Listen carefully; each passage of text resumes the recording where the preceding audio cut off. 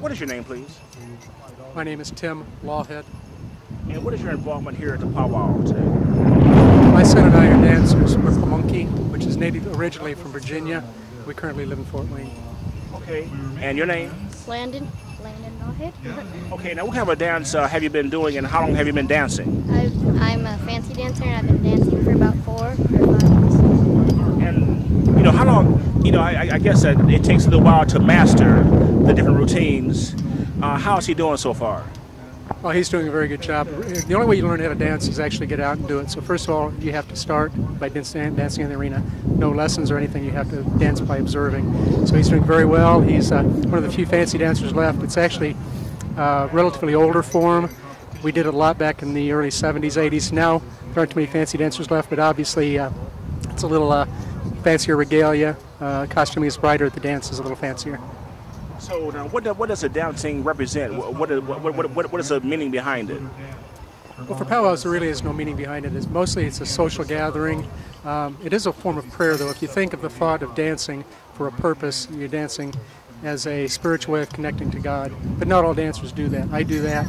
Landon probably isn't in the position yet of doing that. But a powwow like this is really mostly a social dance. It's not necessarily spiritual unless it's spiritual to you yourself.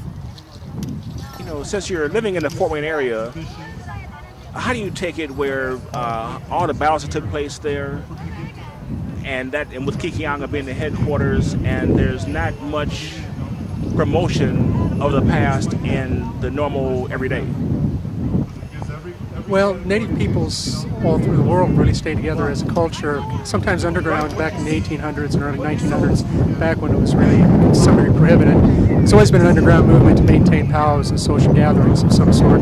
So there are several in Indiana. A lot of it is opening your eyes and ears. There's usually one every weekend in the area, sometimes in Michigan, sometimes in Ohio. The Native peoples are gathering every weekend all over the entire country.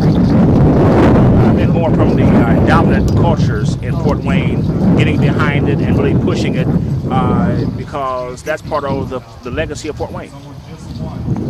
I do know there are several area groups, Native American area groups, that are supportive of this kind of thing. I know that some government agencies have developed committees and commissions to help support maintaining and supporting Native American culture. So there are some government, political, and social agencies, organizations trying to support the Native peoples. Well, appreciate it. We just trying to learn and see what's going on here.